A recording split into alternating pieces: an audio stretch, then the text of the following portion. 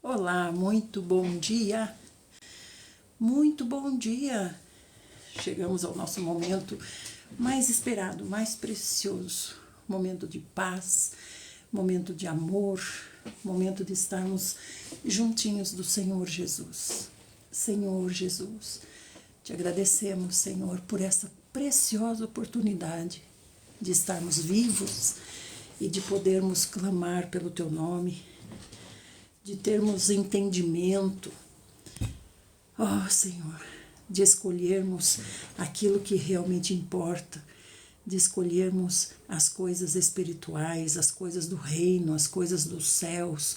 Obrigada, Senhor Jesus. Obrigada por essa clareza que o Senhor nos dá. Obrigada, Senhor, pelo teu amor, por tua paciência. Obrigada, Senhor. Precisamos todos os dias que o Senhor renove a sua paciência para conosco. Senhor, te pedimos, Senhor, que o Senhor seja com as questões desse dia. Não sabemos o que virá no dia de hoje, por isso pedimos ao Senhor que o Senhor seja com todas essas questões.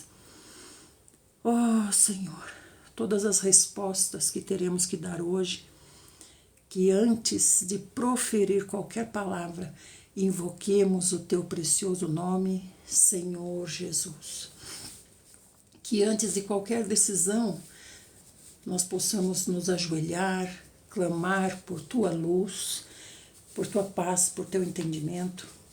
Senhor Jesus, Senhor, pedimos, Senhor, como o Senhor sempre tem feito, pedimos que o Senhor nos proteja, nos guarde e nos guie pelos teus caminhos, Senhor. Pelos teus caminhos, para aquilo que o Senhor tem em cada setor da nossa vida. Senhor, buscamos a tua direção. Amém? Se também com a palavra que nós vamos ler agora, Senhor, nos dá, Senhor Jesus, de ti. Fala conosco, Senhor. Ajuda-nos, Senhor. Ajuda-nos. Perdoa-nos, Senhor. Nos ajuda a prosseguir. Nos ajuda a te obedecer. Nos ajuda a sermos servos nos quais o Senhor pode confiar, Senhor, porque o anseio do nosso coração é sermos chamados por Ti de amigos. Aleluia, Senhor Jesus. Nos dá, Senhor, essa perfeita felicidade de um dia podermos ser chamados de seus amigos. Amém. Amém, amadinhos do Senhor Jesus. Como é que vocês estão? Bom dia, na paz do Senhor Jesus. Debbie, tudo bem por aí?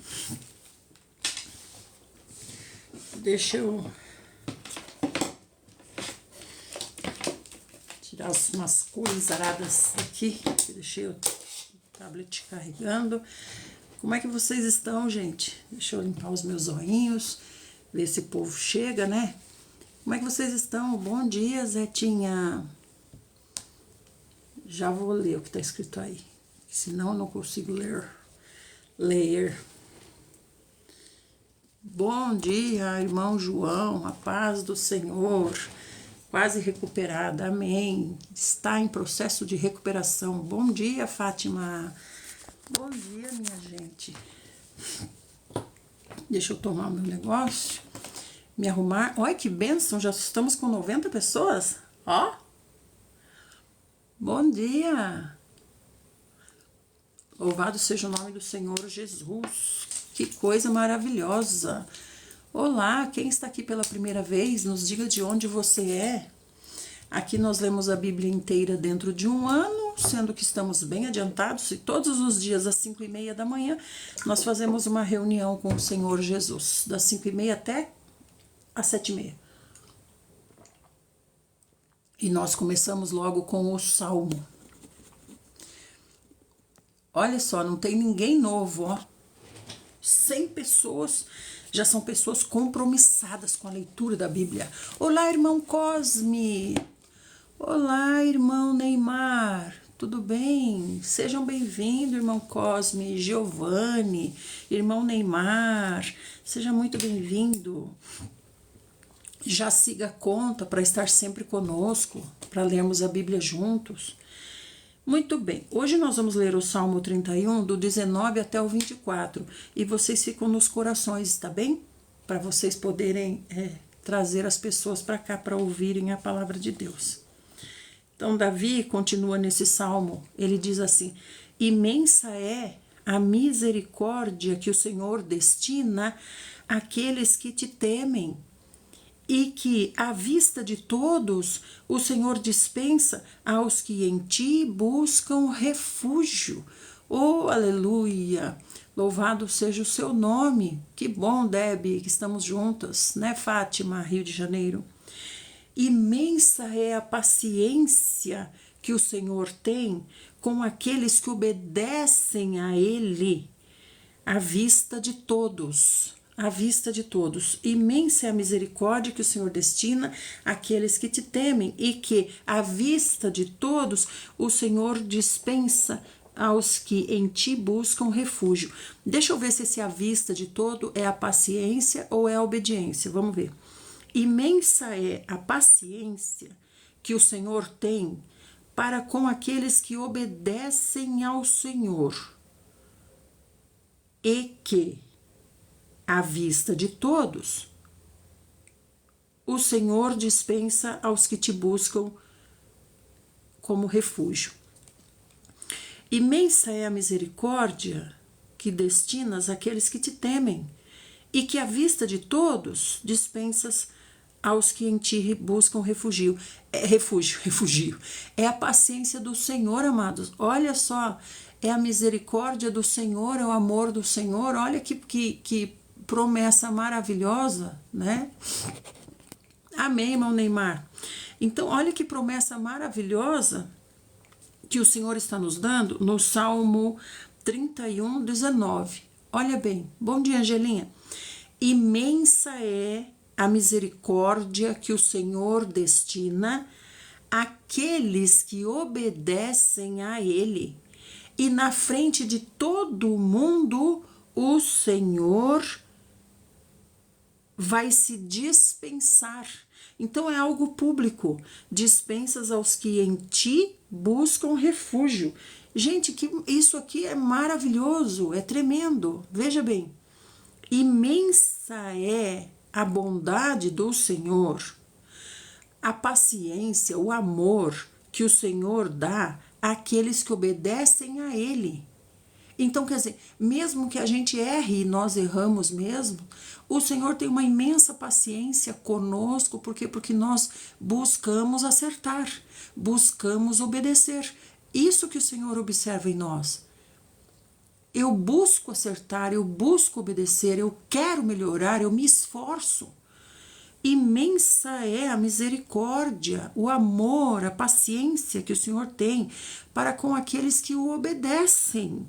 E na frente de todo mundo, em público, na frente das pessoas com as quais nós convivemos, onde nós estivermos, o Senhor se dispensa aos que buscam nele refúgio. Então, quer dizer, quando nós estamos em público, né, e acontece alguma coisa, precisamos de socorro, precisamos de refúgio, precisamos de uma resposta, precisamos do Senhor, o Senhor vem publicamente. O braço do Senhor todos verão. A mão bondosa na nossa vida, todos verão. Aleluia! No recôndito da tua presença os abrigas das intrigas dos soberbos. Na tua habitação o Senhor os protege das línguas maledicentes. Olha que precioso, gente! Então, o Senhor protege aqueles que querem obedecer. O Senhor protege de intriga. Olha bem, o Senhor protege de intrigas. E na tua habitação, o Senhor os protege também das línguas maledicentes. Então, quer dizer, nós estamos na habitação do Senhor, né? Estamos, na comunhão com o Senhor, né? Estamos no laço estreito com o Senhor, certo? Enquanto isso, o Senhor nos protege até da língua maledicente, que nós não estamos nem sabendo que está falando mal da gente. Tá falando mal da gente lá pro patrão, pro amigo, pro esposo, pros filhos, sei lá eu para quem, por onde você possa passar. A língua maledicente tá lá tentando trabalhar, mas o Senhor impede. Olha, não é tremendo isso? Isso não é tremendo? Não é maravilhoso? Hein?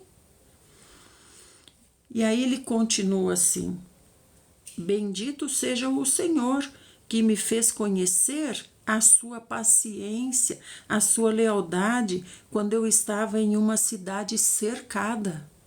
Eu estava sitiado, não tinha saída. Não tinha saída, não tinha para onde correr. Eu estava sitiado. Quer dizer, quando um inimigo sitia uma cidade, o objetivo dele é tirar toda a provisão daquela cidade, né? Deixa eu pôr para cá porque o cabelo tá molhando minhas costas. Né? Toda a provisão é deixar aquela cidade sucumbir mesmo. Não é? Olha que coisa maravilhosa. O Senhor está ali. O Senhor está ali. Bendito seja o Senhor que me fez reconhecer, me fez conhecer. Bendito o Senhor que me fez conhecer a sua misericórdia, a sua lealdade, quando eu estava numa cidade cercada. Em meu desespero, eu pensei, ó, papai Davi ensinando a gente, eu pensei, eu fui excluído da presença de Deus. No meio do desespero, no meio do desespero, ele pensou assim, eu fui excluído da presença de Deus. Deus se esqueceu de mim. Deus está em silêncio. Senhor Jesus, o que eu vou fazer? Contudo, o Senhor ouviu as minhas súplicas quando eu clamei por socorro. O Senhor estava ali. Amem o Senhor, todos vocês, fiéis ao Senhor, amem a Ele. O Senhor defende os que são leais. O Senhor defende os que são leais, mas os arrogantes, Ele retribui com largueza. Então o Senhor nos retribui conforme nós somos com Ele. Nós damos atenção a Ele, Ele nos dá atenção. Nós demonstramos, Ele demonstra, né? Se nós somos leais, Ele também mostra o seu amor leal e fiel. Mas se nós somos arrogantes, Ele também sabe retribuir. Gente, isso é tremendo. Mostra para nós certinho o caráter do Senhor, né? Sejam fortes e corajosos, porque o Senhor vai fortalecer o seu ser. Vocês todos, os que confiam e esperam no Senhor. Aleluia. Maravilhoso. Obrigado, Senhor Jesus. Porque aqui no 19 o Senhor disse, imensa é a sua misericórdia que o Senhor tem para aqueles que te obedecem. E na frente de todo mundo o Senhor se dispensa a esses. Amém. Maravilhoso Deus, né? Maravilhoso Deus. Vamos para Provérbios, minha gente. Glória a Deus, Etinha. Vamos para Provérbios. Hoje nós vamos ler Provérbios 21, 4. Provérbios 21, 4. Olhar altivo, coração arrogante são os sinais mais claros da vida pecaminosa dos ímpios. Os ímpios são quem?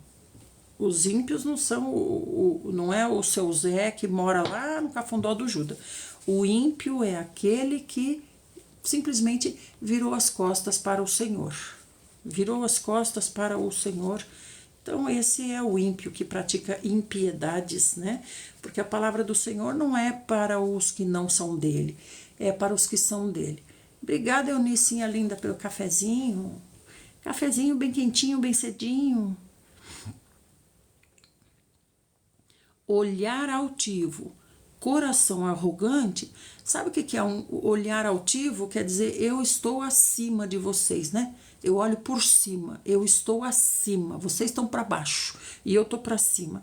Agora, o coração arrogante, coração, veja, o olhar é uma coisa externa, a gente percebe, a gente vê, né? Uma pessoa arrogante. Agora, o coração arrogante é a atitude, né? É aquela pessoa que ela não escuta, ela não tem nada para escutar, ela só tem para ensinar, ela já sabe, ela não escuta. Para que ela vai escutar? Ela não quer escutar, porque pode ser contra o que ela espera. Então, se é contra, se é o contrário do que ela espera, ela não escuta, porque a sua arrogância não lhe permite. Agora, se é alguém que concorda com ela, daí é uma festa, daí é uma festa. Agora, se é alguém que discorda dela, ou a palavra discorda dela, pronto, daí a arrogância aparece, né? Eu não escuto mais você, certo? É assim, né? Olhar altivo e coração arrogante são os sinais mais claros da vida pecaminosa. Olha aí, ó. Olha aí. Então, se alguém vem me corrigir, né? Vem me corrigir, eu não aceito a correção. Por que eu não aceito a correção? Porque eu estou em pecado, né? Porque me afeta, me incomoda, me põe em conflito. A pessoa vem me falar alguma coisa, como diz, né? Serviu o chapéu, não é que dizem? Serviu a carapuça, né? A carapuça serviu, me incomoda, me afeta, né? Eu me fecho para essa pessoa. Vamos hoje começar Neemias. Uhul! Iha! Vamos começar Neemias. Senhor Jesus.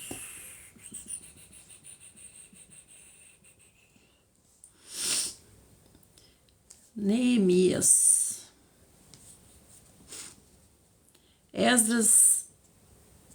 Se pensa que Esdras e Neemias se formam uma única obra.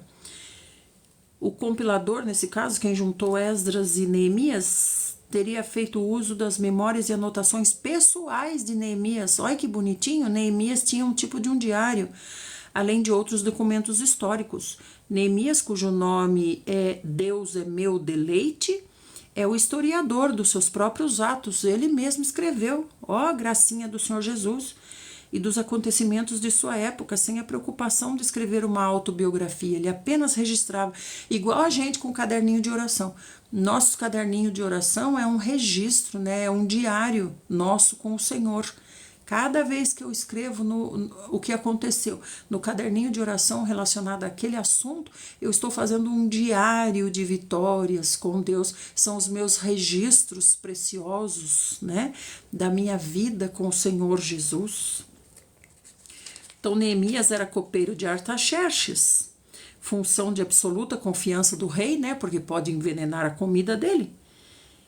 E ele era a pessoa também que provava toda a comida, toda a bebida, né? Neemias tinha grande influência nas decisões reais, como diante da corte com um dos seus conselheiros. Ele era um dos conselheiros do rei Artaxerxes, homem de extrema confiança do rei. Ao ouvir que as muralhas de Jerusalém ainda não haviam sido reconstruídas, então, Esdras foi lá e cuidou do templo, né? Agora Neemias vai cuidar da reconstrução dos muros. E recebendo permissão do rei para ir até a cidade santa e corrigir tal situação dos muros que não foram levantados, demonstrou qualidades nobres e eficazes de liderança e organização que servem até hoje como princípio de encorajamento para líderes em todas as áreas do conhecimento humano. Olha! Especialmente no âmbito da igreja. Em 52 dias, o trabalho de reconstrução foi concluído. Como governador de Judá, Neemias demonstrou humildade, integridade, patriotismo, energia, piedade, altruísmo. Depois de 12 anos no cargo, ele retornou para Artaxerxes. Ele ficou 12 anos, gente, daí ele retornou para Artaxerxes e de lá voltou a Judá, onde admoestou seu povo ao arrependimento. Alguns estudiosos e biblistas da atualidade acreditam que muito material usado por Esdras e ou outros autores deste livro, sem dúvida, foi retirado do que ele mesmo escreveu no seu diário. Pronto. Neemias, nosso professor. Estamos com 2 professores agora, então, né? Neemias e professor Paulo. Então, são dois rabis. 2 rabis que o Senhor pôs para dispensar a nós nesses dias, né? Acabamos de sair do rabi Esdras, agora vamos começar com o rabi Neemias, né? E rabi Paulo também está ensinando, tá? Muito obrigada, Vandinha. Então vamos agora. Gente, vocês ficam nos corações, certo? Eu vou lendo e vocês vão nos corações.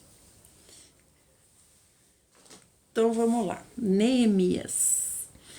Palavras de Neemias, filho de Acalias, no mês Quisleu, isto é, entre novembro e dezembro, no 20º ano do reinado de Artaxerxes, quando me encontrava na capital do Império Persa, Suzã. Suzã, gente, é a terra do marido da Leilinha, da Alemanha.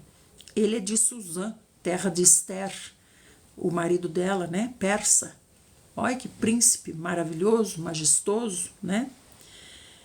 Anani, um de meus irmãos, veio de Judá com mais alguns homens, e eu perguntei a eles pelos judeus que haviam voltado, os que sobreviveram ao cativeiro, e a respeito de Jerusalém.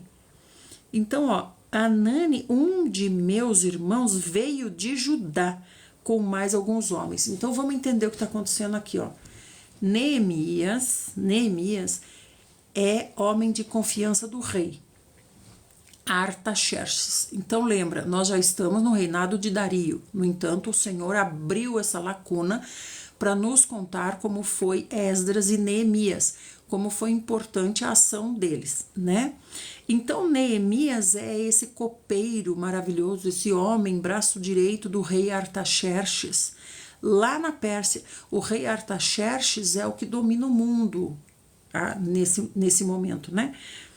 Então, Neemias é homem de confiança do rei Artaxerxes, e Neemias é israelita. Ele é cativo, ele começou como escravo, né? Mas como José, ele foi crescendo na posição de confiança do rei. E aí o que acontece? Ele está contando, o próprio Neemias escreve como um diário, ele está nos contando que vieram de Judá alguns homens, retornaram, ó. Anani, um de meus irmãos, com mais alguns homens, vieram de Judá. Eu tô aonde? Eu tô no palácio do rei Artaxerxes, certo? Eu sou copeiro do rei Artaxerxes. Eu sou responsável pela comida. Eu que provo a comida do prato do rei, para ele ver que não está envenenado. Então eu estou no palácio, certo? Mas chegou Ananias, meu irmão israelita, com alguns homens. E aí Neemias perguntou para eles, como é que estão as coisas lá em Jerusalém? Já levantaram o templo? Já levantaram os muros? Me conte, eu preciso saber.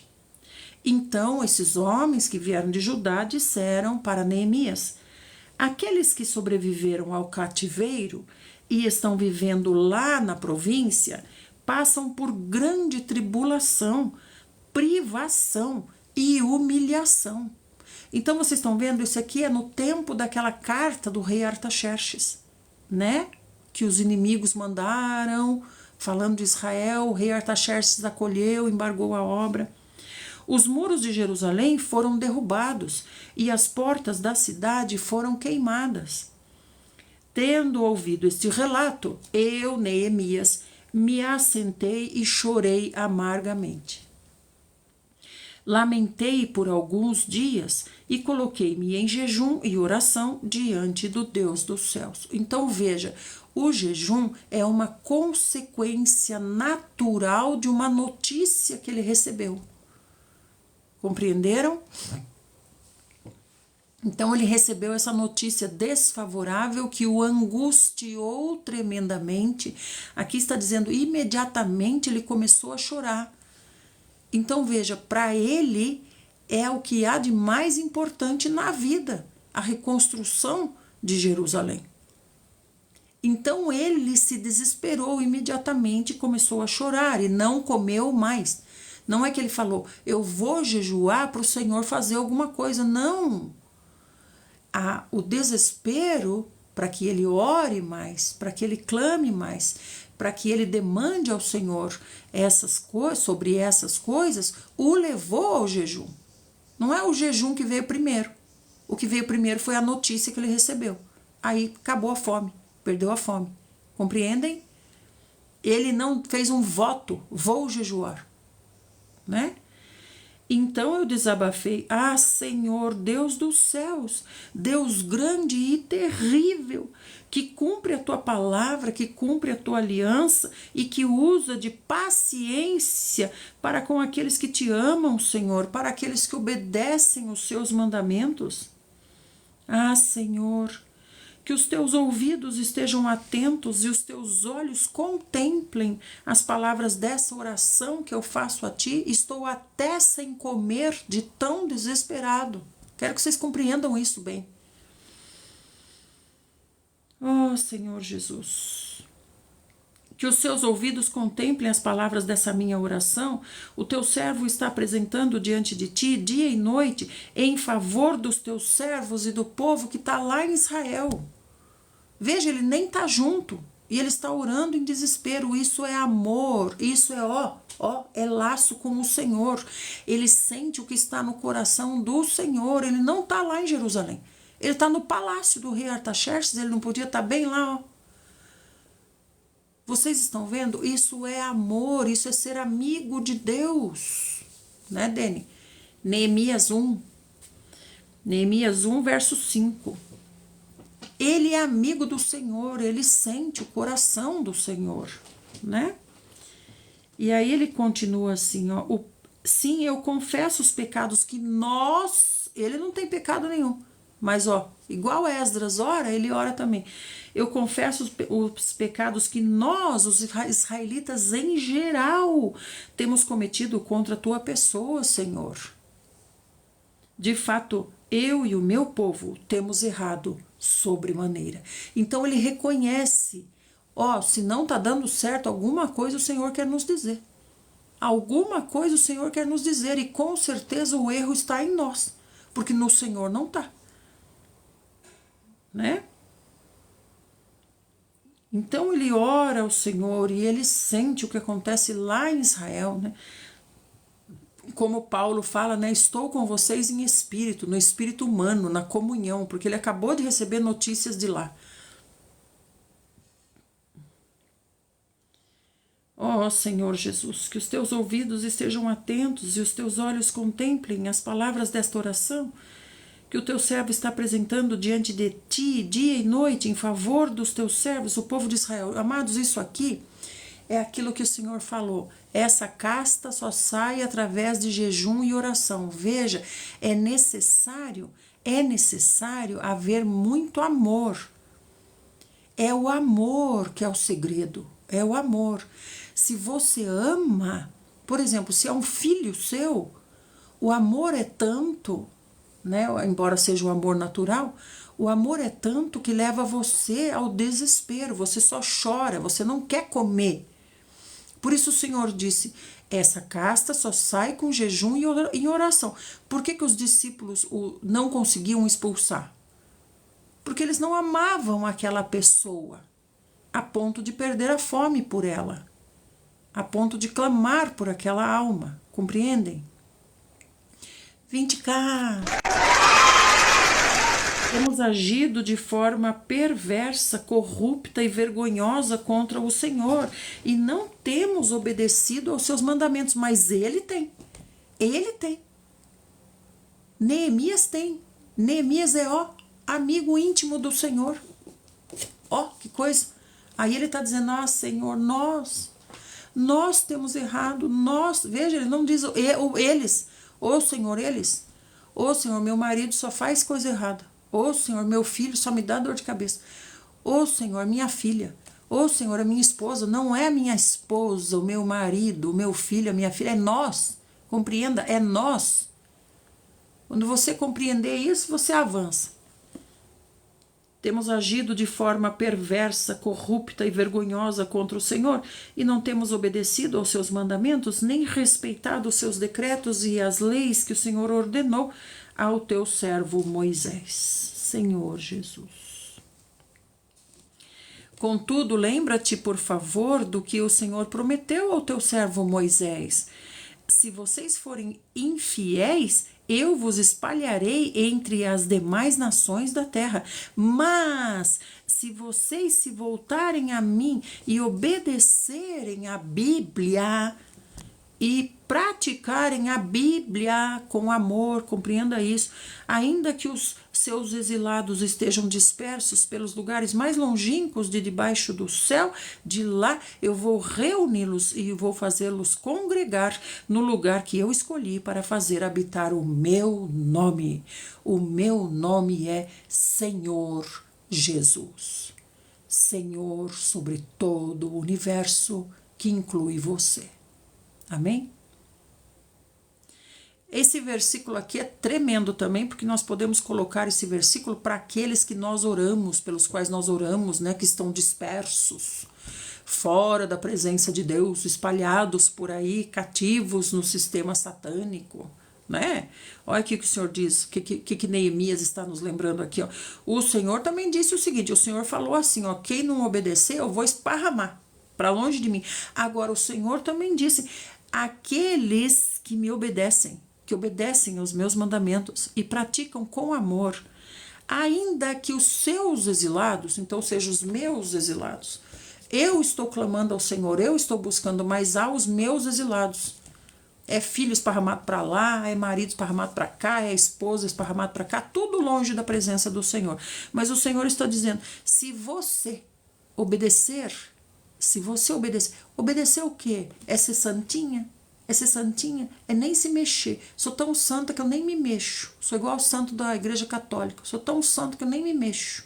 É isso, gente? Não, é pelo contrário, é se mexer. É obedecer, é pregar o Evangelho. É fazer o que o Senhor diz na Bíblia. É se mexer, é se coçar. É se coçar, não é passar 24 horas orando, não. É passar 24 horas pregando o Evangelho. Não é passar 24 horas chorando, é passar 24 horas fazendo visita, fazendo oração, mandando mensagem para o povo pelo WhatsApp, divulgando o Senhor. Então o Senhor diz, mas se você obedece, ainda que os seus estejam espalhados por aí, eu os trarei dos lugares mais longínquos, e de lá eu vou reuni-los e fazê-los congregar no lugar que eu escolhi para habitar o meu nome. Vamos ver se eles não obedecem. Amém? Ora, estes precisamente são os teus servos e o teu povo amado, que o Senhor resgatou com teu grande poder e com o teu braço forte. Aleluia! Bom dia, Doug! Como você está e sua gatinha? Está bem? Você e sua gatinha estão bem? Olá, Patrícia! Ah, Yahvé, eu te rogo, deixa teu ouvido alcançar o clamor deste teu humilde servo. Atende a oração dos teus servos, cujo prazer está em amar com respeito o teu nome poderoso, Senhor Jesus. Faz com que o teu servo encontre compaixão nos olhos do homem a quem levarei o meu pleito. Nessa época, minha gente, eu era copeiro, degustador de confiança do rei Artaxerxes. Ah, já nasceu, é?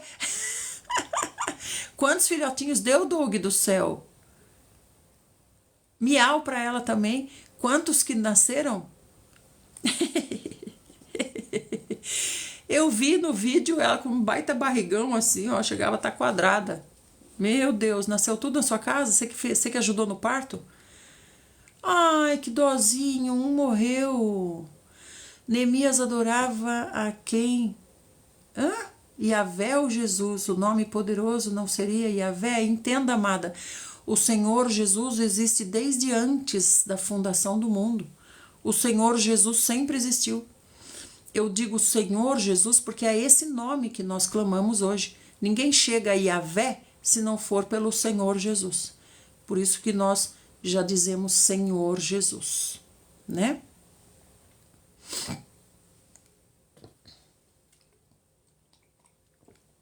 E agora, Doug, você vai ficar com esses doisinhos aí, é? Vamos lá, nós estamos em Neemias 2, tá? No mês de Abib, isto é, entre março e abril, do 20º ano do rei Artaxerxes, na hora de servir-lhe o vinho, eu levei ao rei. Então ele está clamando ao Senhor, né? O próprio Senhor, veja, primeiro ele começou a chorar, jejuar e tudo, né? Em função da situação de Jerusalém. E aí o que acontece? Aí isso levou ao Senhor, pôs no coração dele um plano. Enquanto ele orava e buscava, o Senhor pôs no coração dele um plano. E aí no meio desses dias de jejum e oração, porque lhe foi tirada a fome.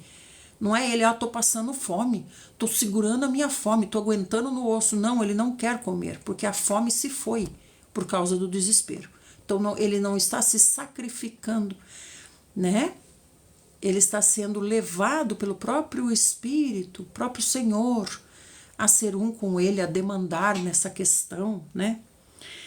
Então aí interessante que no meio desses dias aí de oração, ele fala assim, Senhor, ó, do nada, veja como do nada ele surge com isso. Ele fala assim, Senhor, sê comigo no pedido que eu vou fazer, levar determinada pessoa, sê comigo. É quem? É o rei Artaxerxes. Então, nessa comunhão com o Senhor já pôs no coração dele o que ele tem que fazer. Vai falar com o rei Artaxerxes, né? Então ele fala assim, ó, Senhor, faz com que o teu servo encontre compaixão nos olhos do homem a quem eu levarei esse pleito. Olha que maravilhoso. Que maravilhoso. Isso é ser amigo do Senhor. Então, o que aconteceu? Na hora que ele foi levar o vinho para o rei Artaxerxes, né? Nunca antes eu havia me apresentado com o semblante triste na presença do rei Artaxerxes. E aí, por esse motivo, como eu cheguei lá triste, né, com o semblante, a cabeça baixa, o rei Artaxerxes perguntou, escuta aqui, Neemias, por que o seu rosto está entristecido? Você está doente? O rei já quer saber logo do, como é que se diz? Do seu bem, né? Se o seu bem está bem preservado, né? Você está doente por acaso? Isso só pode ser tristeza que vem da sua alma, porque ele sabe da saúde dos seus servos, né? Então, nesse momento, eu tive muito medo do rei Artaxerxes, porque eu sou um bem, eu pertenço a ele. Eu sou um bem do rei Artaxerxes, eu sou escravo dele, né? Então eu disse para o rei, que o rei viva para sempre. Como meu rosto não estaria triste, meu rei, se a cidade em que está o sepulcro dos meus pais está completamente destruída e as suas portas consumidas pelo fogo? Olha que esperto, Neemias. Olha o que ele fala para o rei Artaxerxes. O rei Artaxerxes é um rei pagão, um rei persa, né? Um rei lá da Pérsia, tal. É um rei pagão, né? E olha só a esperteza, ó, astuto como a cobra, né, e ligeiro como a pomba. Olha o que Neemias faz. Meu rei Artaxerxes, como que eu poderia não estar triste se o lugar onde os meus pais estão sepultados, ó, onde estão os ossos dos meus pais, onde os meus pais estão enterrados, esse lugar está em desolação. Por quê? Porque para esse rei pagão é importante essa questão dos cuidados da origem, né? Dos ossos dos pais. Para ele, no paganismo, isso é o mais importante. Entende? Então o rei falou assim, meu Deus, que absurdo, os ossos dos seus pais estão em terra assim, abandonada? E aí o rei diz assim, o que você deseja então me pedir? E daí nesse instante, olha isso, Senhor Jesus, olha isso, daí nesse instante, eu, Neemias, fiz uma rápida oração ao Deus dos céus, antes de responder a Artaxerxes, estando na frente do rei Artaxerxes. Olha isso, olha isso. Eu estou na frente do rei Artaxerxes, que tem poder para me matar ou deixar viver. E o rei me faz uma pergunta, eu tenho que responder imediatamente, eu não posso ficar titubeando. Senão o rei pensa, o que está acontecendo? Você está planejando alguma coisa? É que eu não posso saber? Gente, isso aqui é de alta periculosidade.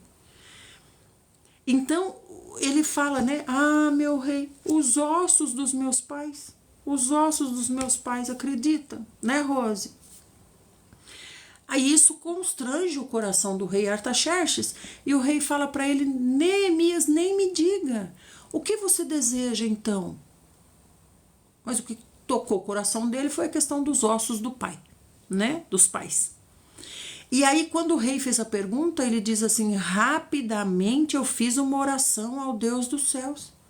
Antes de responder.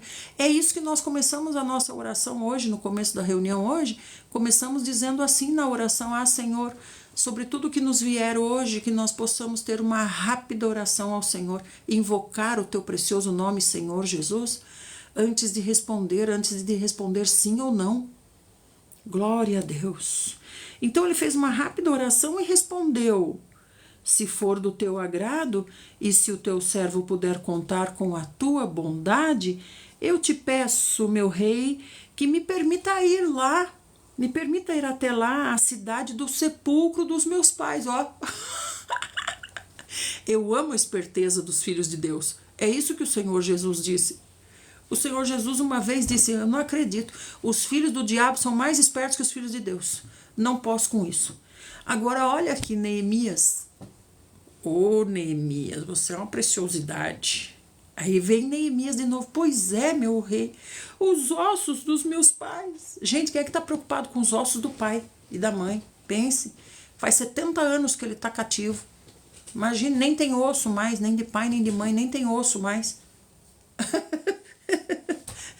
No entanto, veja, gente, astuto como a serpente.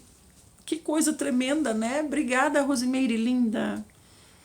E aí ele diz assim: ah, meu rei do céu, me acuda, porque os ossos dos meus pais estão lá, naquele lugar, os ossos dos meus pais. Deixa eu ir lá para ver o que está acontecendo com os ossos dos meus pais. Então o rei, tendo a rainha assentada ao seu lado, perguntou para mim, Neemias, né? E quanto tempo vai levar essa sua viagem? Ó, ganhou o coração do rei, mas ganhou o coração do rei com o quê? Com os ossos dos meus pais. Então veja, gente, nós temos que ser astutos como a serpente e rápidos como a pomba. Misericórdia, nós não podemos ser sonsos, né? Aí o rei, ó, já com o coraçãozinho constrangido, a rainha do lado, né? Ele fala já para Neemias: ai, Neemias, é irrecusável mesmo, né, o seu pedido de ajuda, porque se refere aos ossos dos seus pais, né? Não tem como. E aí me diga, quanto tempo leva essa sua viagem? Quanto tempo demora para você voltar? Ó, nem foi ainda, o rei já está preocupado quando que você volta. Lindinha essa conversa, né, gente? Aqui o Senhor Jesus está juntinho aqui. O Senhor Jesus está no meio dessa conversa aqui, ó. O Senhor está lá. O Senhor está lá, só assim, ó, ó, ó, ó, ó. O Senhor está lá. Vai, Neemias, Neemias, Neemias. E aí, Neemias falou, né? Ó, Neemias já tinha o plano planejado, hein? Já tinha o plano planejado, a resposta na ponta da língua. Lembra que eu falo, gente? Nós temos que ter todas as respostas, por isso nós temos que ter os planos. Sem os planos não avança mesmo, não vai para frente. Imagina se aqui Neemias fala para o rei assim: ai, rei, eu vou ver quanto tempo demora, tá? Eu vou ver, eu vou analisar, eu vou levantar, eu vou tirar a saber. Imagina, e daí volta depois com a resposta, o rei tá de mau humor, né? Então é agora o momento. Então nós temos que ter os planos, tudo, todas as respostas, tem que estar prontas. Ter o plano, cadê o planejamento? Então ele informou sobre a duração da missão e o rei concordou e liberou. Gente, isso aqui é tremendo. Tremendo, fantástico. Eu tô vendo o Senhor Jesus aqui nessa conversa, no meio aqui. O Senhor Jesus bem feliz. Diante da anuência do rei, então, eu, Neemias, solicitei: tem mais uma coisa, rei Artaxerxes. Se for do teu agrado, ó, porque ele já tem o plano completo. Se for do teu agrado, eu poderia levar cartas para os governadores da Transeufratênia e lá também na província do Eufrates, né? Do Eufrates Oeste, para que eles me deixem passar para chegar em Judá. No caso, eu iria precisar dessa carta para atravessar esse território. E também, sabe o que mais, rei Artaxerxes? Ó, gente, tudo isso na mesma conversa, viu?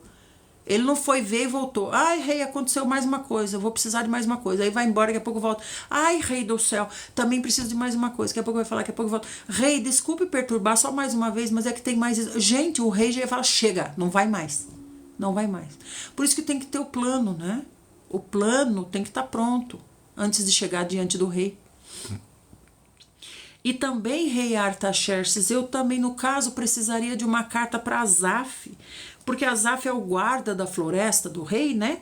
Então eu preciso que o Senhor me dê essa carta para que Asaf me forneça madeira para eu reconstruir as vigas das portas da fortaleza que fica junto à casa e também para os muros da cidade, assim como para levantar a residência que eu vou ocupar. Ó!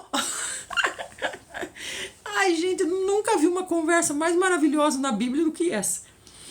Ele introduziu no meio do... Então, olha o que ele introduziu. E também, sabe, é uma casa que eu vou morar. Acho que o rei nem percebeu como é que é. Uma casa para você morar? Não, senhor. Fica lá em qualquer lugar, porque logo você volta. Então ele falou, então, e também a casa que eu vou morar, e eu Asaf, e não sei o quê, e Transeufratênia. E aí, visto que a generosa mão de Deus estava me abençoando, nesse sentido, o rei atendeu a todos os meus pedidos. Ele deu uma atordoada no rei ali, né? Fantástico. Sendo assim, parti em direção aos governadores do Eufrates Oeste e lhes entreguei as cartas do rei Artaxerxes. Quero ver quem é que me detém aqui. Acompanhou-me uma escolta de oficiais do exército de cavaleiros que o rei enviou comigo. Isso nem pediu. O rei mandou a escolta, por quê? Porque ele é um bem do rei, né? Ele é um bem precioso do rei. Neemias é homem importante, né, à direita do rei. Então o próprio rei protege Neemias porque ele é um bem precioso, é um bem precioso do rei, né? Sambalate, o Horonita, e Tobias, o oficial amonita, não esconderam seu profundo desagrado assim que notaram que havia alguém interessado no bem dos israelitas. Então já ficaram inimigos lá, tá? Já ficaram inimigos lá no lado do rei Artaxerxes. E aí Neemias chega a Jerusalém. Gente, mas essa conversa de Neemias com o rei é tremendo, não? Tremendo, tremendo. Ele já tinha todo o plano, né? O próprio Senhor pôs no coração dele tanto querer quanto realizar. Ele chegou diante do rei Artaxerxes já com a oratória pronta já. Que coisa tremenda, gente. O rei nem ficou sem saída, nem pôde dizer não para nada. Concedeu tudo e ainda pôs uma escolta para levar Neemias. Então cheguei a Jerusalém e depois de 3 dias de permanência na cidade, levantei-me durante a noite e saí com alguns dos meus amigos. Todavia não compartilhei com ninguém o que o meu Deus havia entusiasmado meu coração para que eu fizesse por Jerusalém. Não levei animal algum, a não ser aquele em que eu montava. Então veja, ele não contou para nenhum homem. O negócio é ele e o Senhor. Desta maneira, saí de noite pela porta do vale, fonte do crocodilo, e até o portão do lixo, e examinei as muralhas de Israel que haviam sido derrubadas e os seus portais que haviam sido destruídos pelo fogo. Então, veja, ele ficou 3 dias descansando. Vocês se lembram que Esdras contou que a viagem durou 5 meses? Lembram que Esdras contou? Por isso que ele fala que eu cheguei a Jerusalém e depois de 3 dias de permanência na cidade. Então, nesses 3 dias, acho que ele ficou só conversando com os líderes lá e descansando, gente. 5 meses de viagem a cavalo, pense. Fui ainda mais adiante até o portão da fonte e até o tanque do rei. Contudo, ali não havia sequer espaço para o animal que eu montava, passar. Por isso decidi subir o vale, ainda de noite, avaliando o estado dos muros. Finalmente retornei e tornei a entrar pela porta do vale. Os oficiais não ficaram sabendo onde eu tinha ido, pois até então eu nada havia revelado aos judeus, aos sacerdotes, aos nobres, aos oficiais e aos demais sobre a obra que eles iriam realizar. Veja, ele está na comunhão com o Senhor ainda. Então eu lhes disse: vede a deplorável e humilhante situação em que nos encontramos, como toda a cidade de Jerusalém está em ruínas e suas portas estão devastadas pelo fogo. Então veja, primeiro ele fez uma análise, antes de pegar a opinião dos homens, ele levantou a situação, né? Vinde, vamos reconstruir os muros de Jerusalém para que não passemos mais vergonha. Também revelei a eles como Deus tinha sido misericordioso comigo e tudo quanto o rei me havia declarado. Diante disso, eles disseram: vamos nos levantar e reconstruir as nossas muralhas. Amém. E cheios de ânimo, fortaleceram suas mãos para a realização desse bom projeto. No entanto, quando Sambalate, o Horonita, Tobias, o oficial amonita e Gesem, o árabe, tomaram conhecimento desses fatos, zombaram de nós, desprezaram a nós e perguntaram: o que é isso que vocês estão tentando fazer? Vocês querem se rebelar contra o rei Artaxerxes? Então eu disse para eles: o Deus dos céus é quem fará com que sejamos bem-aventurados e nos dará sucesso nessa obra, e nós, seus servos, servos do Senhor, apenas nos levantaremos e trabalharemos. Todavia vocês não têm parte, nem direito, nem memorial aqui em Jerusalém.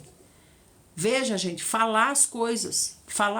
Lembra que o Senhor disse esses dias? Vocês têm que falar. Não é tudo, gracinha, amorzinho, benzinho, fofinho. Não, gente, tem que falar as coisas. Vocês estão vindo nos questionar a respeito do que nós estamos fazendo, mas escute aqui uma coisa, o nosso assunto é com Deus, tá? Vocês não têm parte aqui.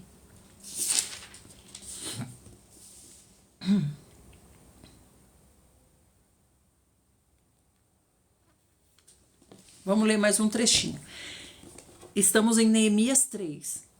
O sumo sacerdote Eliasibe e os seus irmãos, os sacerdotes, deram início ao seu trabalho e reconstruíram o portão das ovelhas. Glória a Deus, está indo rápido a obra. Vocês viram que eles fez em pouco mais que 50 dias? Eles o consagraram e colocaram as folhas do portal no lugar.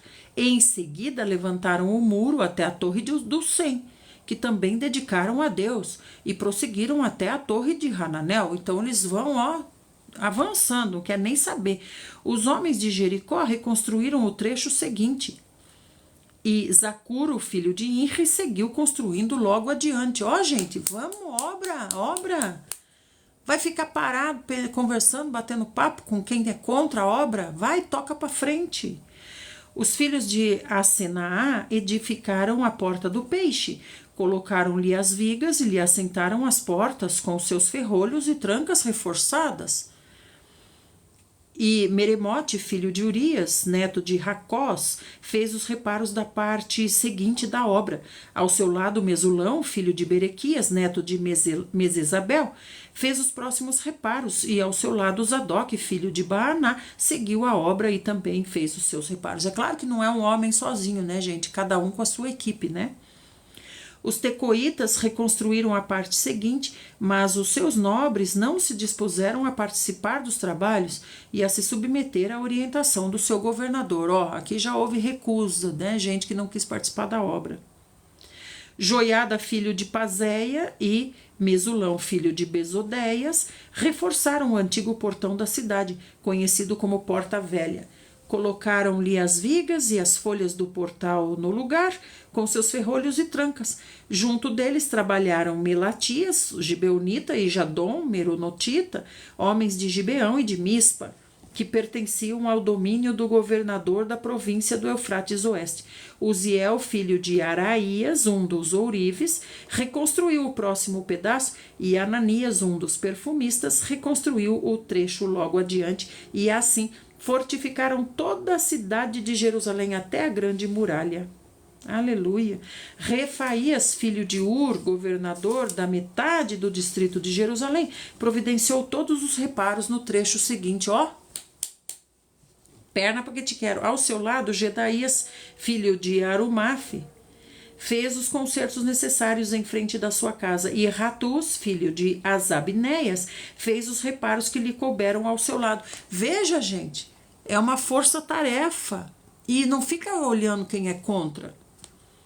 Quem é contra que deve ficar olhando. Você, enquanto isso, faz. Malquias, filho de Arim, e Assub, filho de Paate-Moabe, reconstruíram a outra parte e a Torre dos Fornos.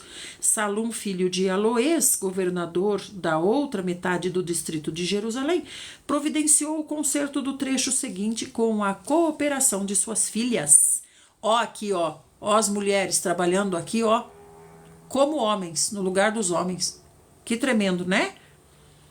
Anum e os moradores de Zanoa repararam o portão do vale. Estes a reconstruíram e colocaram as vigas, e puseram as folhas do portal no lugar, com seus ferrolhos e trancas. Também edificaram 450 metros do muro, até o portão do lixo. O portão do lixo foi consertado por Malquias, filho de Recabe, governador do distrito de Bet-Aquerem.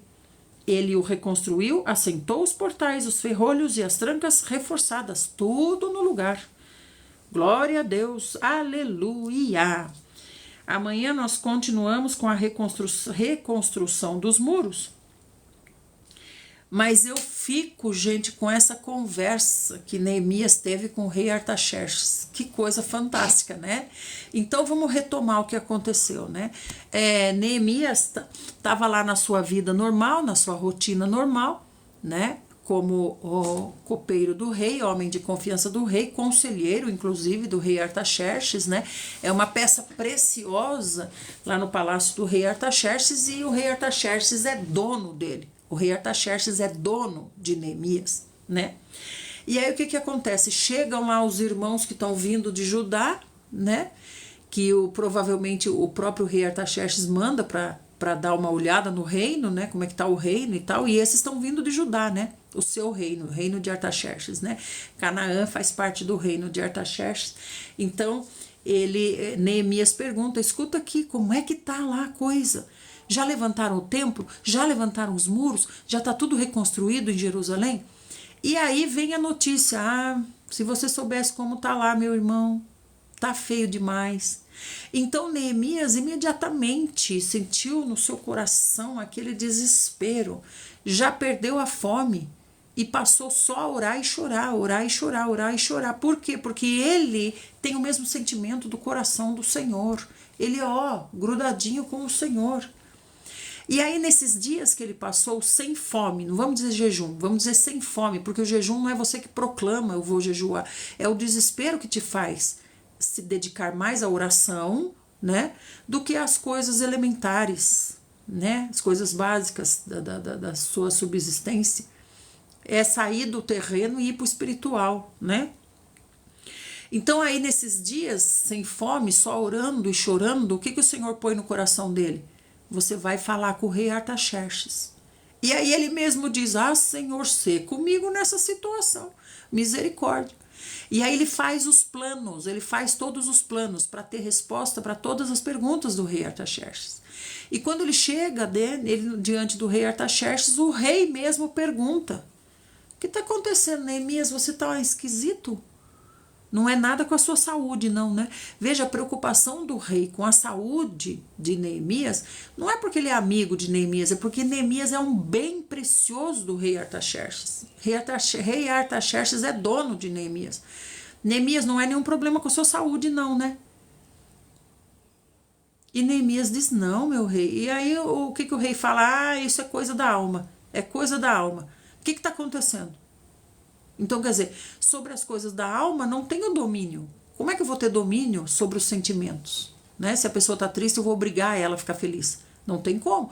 Agora, se a pessoa está com febre, tem como eu cuidar disso, né? Então, aí ele diz, Senhor, olha só, a esperteza de Neemias. Senhor, é por causa dos ossos dos meus pais. O quê? Não, isso é coisa importante demais, isso é coisa sagrada, isso é coisa preciosa. Artaxerxes é um rei pagão, né, gente? Então Neemias soube bem certinho onde tocar no coração do rei Artaxerxes. Rei, é por causa dos ossos dos meus pais. Veja bem, gente, os ossos dos pais dele, acho que ele nem sabe onde está enterrado. Foi maravilhoso isso, né? E daí o rei Artaxerxes, não, isso é coisa séria. Isso é coisa séria, isso é inadmissível. Os ossos do seu pai estão em lugar desolado? Não, isso eu não aceito.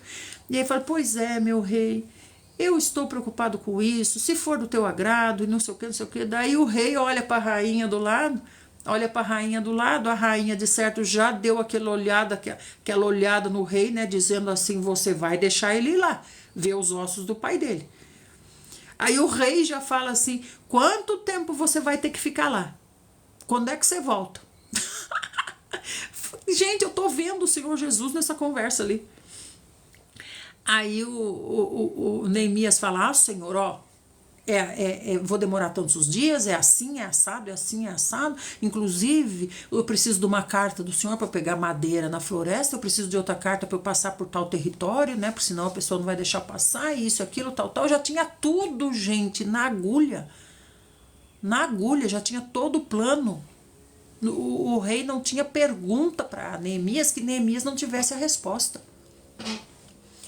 Então você vai, Neemias, eu tô sem saída aqui. Não me resta, não tem outro jeito, tem que deixar você ir. E ó, tem outra coisa, eu vou mandar para você uma escolta da guarda real vai te acompanhar. Por quê? Porque Neemias é um bem precioso do rei Artaxerxes.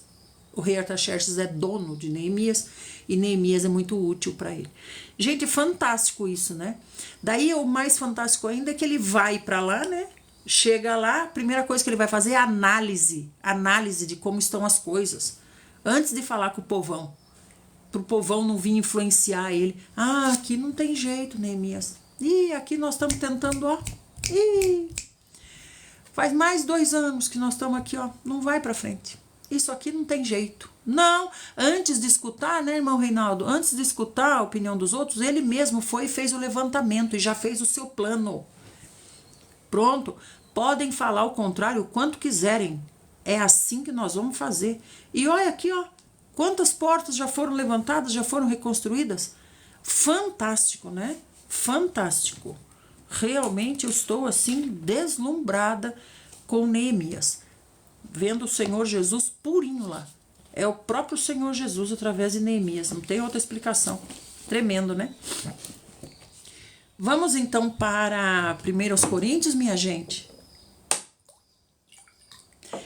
E aquela parte então, Zélia? E aquela parte então, Zélia, que o rei falou bem assim, o que você quer que eu te faça, Neemias? Gente, olha, uma pergunta do nada, pá! Você não espera a bênção, de repente a bênção vem, pá! Gente, eu não posso errar nessa resposta, se eu errar nessa resposta, eu tô lascado, não posso errar nessa resposta, né? Aí vem o rei Artaxerxes e do nada, no meio dessa prosa, vem e fala, pois é, Neemias, o que você quer que eu te faça? E o que o Senhor nos disse aqui? Neemias fez rapidamente uma oração ao Senhor. É certo que ele invocou o Senhor. Não tem como fazer uma oração mais rápida do que invocar o nome do Senhor, né?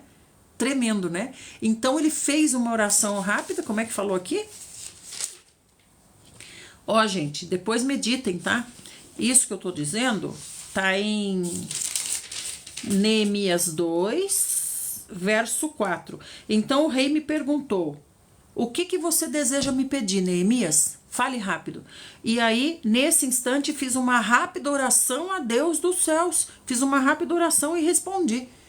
Ó, se for do agrado do rei, eu quero ir para Jerusalém. Maravilhoso, né? E hoje nós temos essa oração rápida, né? Essa oração rápida é invocar o Senhor Jesus, né? Pelo menos invocar o Senhor Jesus, nós podemos, né? Glória a Deus. Hoje nós lemos Salmo 31, do 19 ao 24. Salmo 31, do 19 ao 24. Bom dia! Então vamos lá. Vamos então, gente, ó. Ó Senhor Jesus, onde é que nós paramos ontem? Nós lemos o 11, né? Tá, ontem falou sobre cobrir a cabeça, né? A questão do véu, a questão da submissão, a questão do homem, da mulher. Então ficou tudo bem claro para nós, né? A mulher tem a sua posição, o homem tem a sua posição, o Senhor Jesus tem a sua posição, o próprio Deus tem a sua posição. E isso é uma cadeia, né? Um organograma, é vertical, é vertical, é vertical. Deus, o Senhor Jesus, o marido e a esposa. Isso é vertical, né, irmão Carlos? Se eu saio dessa linha reta, eu saio debaixo de onde desce o óleo da unção que desce pela cabeça de Arão, passa por sua barba e vai até as suas a barra das suas vestes, né? Se eu saio da posição, problema é meu, eu fico sem receber a bênção, né? Então falou sobre isso ontem, Deb. E aí falou sobre o cobrir a cabeça. O cobrir a cabeça, como tem as irmãs que usam véu, né? O cobrir a cabeça quer dizer, é um símbolo que significa eu sou submissa, eu entendo qual é a minha posição. Ser submissa ao marido é estar debaixo da mesma missão do marido. Estou sob a missão do meu marido, né? E meu marido está encabeçado por Cristo. Amém? Então, ele disse, né, para o homem é feio cobrir a cabeça, porque quer dizer o quê? Ele não está na sua posição, ele está na posição da mulher. E a mulher é feio de descobrir a cabeça, porque ela não está na posição dela, ela está na posição do homem. Que barbaridade é essa? Né? A bênção não chega mesmo, porque a bênção vem por esse caminho reto da obediência, né? Muito bem, então chegamos agora em 1 Coríntios 11, 17. Vai falar sobre a ceia hoje. A ceia deve expressar amor cristão.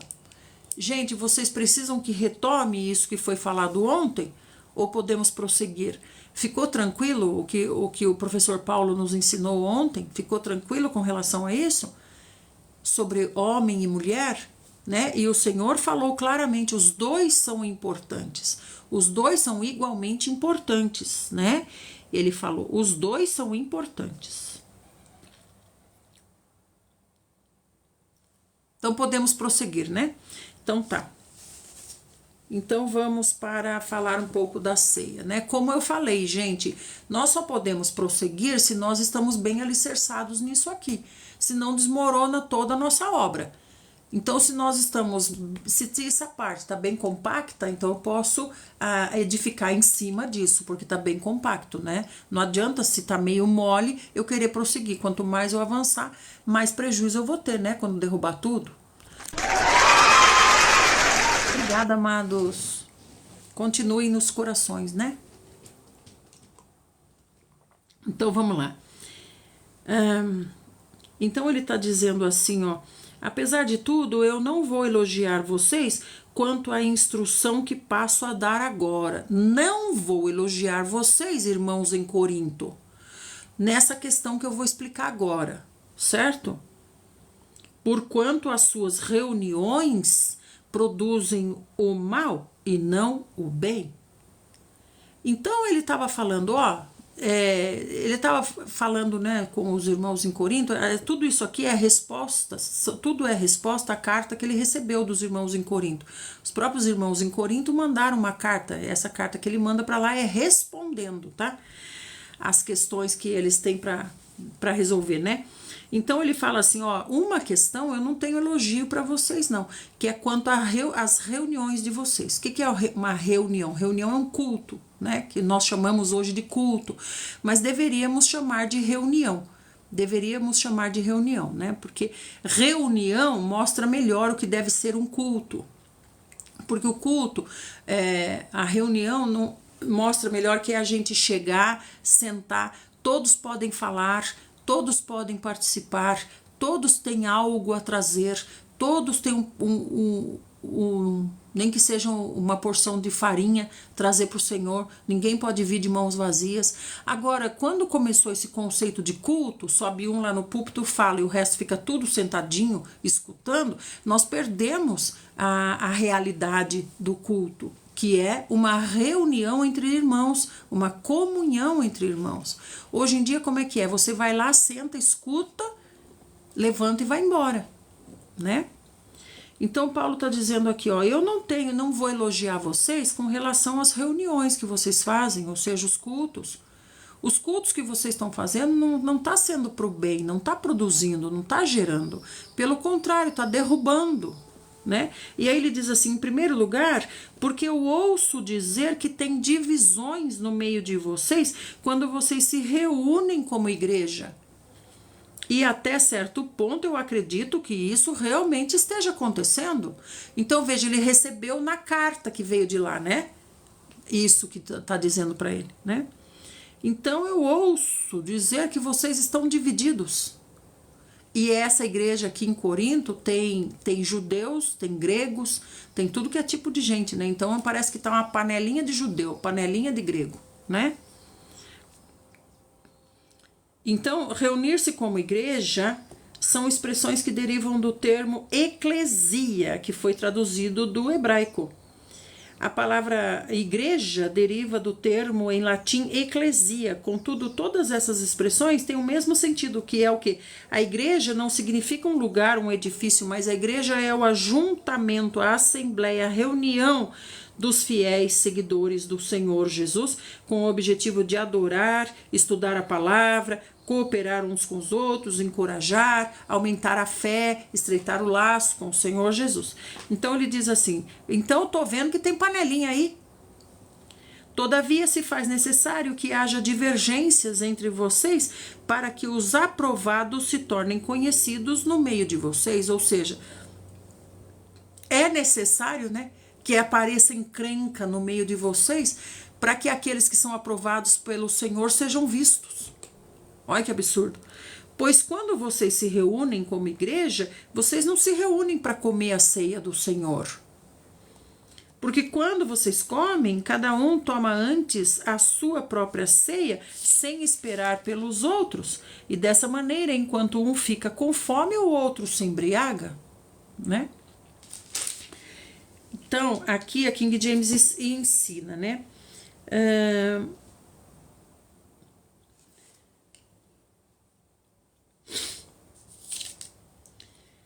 A expressão anunciar, tal, Paulo apresenta o profundo significado da mesa do Senhor como uma comunhão, unidade, né? Assim os membros compartilham de um mesmo pão, da mesma mesa, da mesma ceia. Então veja aqui, o que é esse partir do pão? Por quê? Quando vocês se reúnem como igreja, não é para comer a ceia do Senhor. O que é a ceia do Senhor? A ceia do Senhor é a união, é o repartir. Se lembra? O Senhor tomou o pão, agradeceu, o partiu e disse, façam isso em memória de mim. O quê? Repartir, compartilhar. Façam isso em memória de mim. Partiu e disse, façam isso em memória de mim. Não é pega o seu pão e coma em memória de mim, pensando em mim. É não, você tem que estar na comunhão dos irmãos, né? Então Paulo tá falando aqui, né? E essa ceia, gente, do Senhor, não é um pão que dá um cisquinho para cada um, é uma mesa. É uma mesa. É uma mesa. Na própria ceia do Senhor, tinha pão, tinha sopa, tinha um monte de coisa. Tinha o cordeiro. Lembra que ele mandou na frente os discípulos? Falaram assim, vocês vão chegar, vocês vão ver um homem que vai estar carregando um negócio de água na cabeça, vocês vão seguir ele vai chegar numa casa. Naquela casa, vocês vão falar, o Senhor me mandou aqui para arrumar a ceia da Páscoa. E o dono da casa vai te levar para um lugar lá em cima, no terraço da casa, lá no alto, e lá vocês vão preparar a ceia. Então a ceia do Senhor não é um pão que cada um pega um cisquinho, é uma mesa, gente, é um jantar, no caso foi, né, um jantar. E quando o Senhor falou sobre Judas, o Senhor disse assim, aquele que come comigo no mesmo prato. Então os historiadores contam que Judas molhava o seu pão na sopa do Senhor, no prato do Senhor, e comia da mesma sopa do Senhor Jesus. Por isso que fala, aquele que come comigo no mesmo prato. Ué, mas se é um cisquinho de pão, como é que ele come comigo no mesmo prato? É porque eles estão jantando, a ceia é um jantar, ou um almoço, ou um café da manhã. É a mesa que é consagrada a essa comunhão. Amém? Dá para entender isso, amados? Dá para entender isso?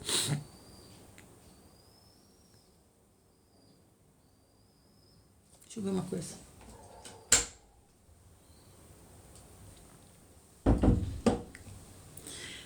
Então vamos continuar. Porque quando vocês comem, o que acontece com vocês? Quando vocês comem, cada um toma antes a sua própria ceia, sem esperar pelos outros.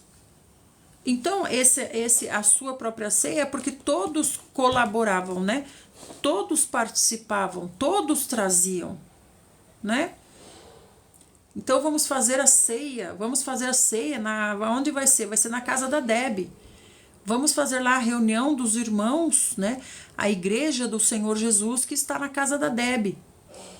Ah, eu vou levar pão, eu vou levar suco de laranja, eu vou levar, sei lá, eu vou levar um patê, eu vou levar uma manteiga, eu vou levar um queijo, eu vou levar, não sei, gente. Ou é um jantar, eu vou levar um macarrão, eu vou levar uma salada, eu vou levar, sei lá, uma carne, eu vou levar, vocês estão compreendendo? Então aí aqui diz assim, o que que Paulo está criticando? Paulo está criticando, os ricos levam coisas boas e comem das suas coisas boas. O pobre não pode levar nada. Quando ele chega lá, todo mundo fica olhando feio. Entendeu? Ou então o pobre levou um pão. Ninguém come do pão do pobre.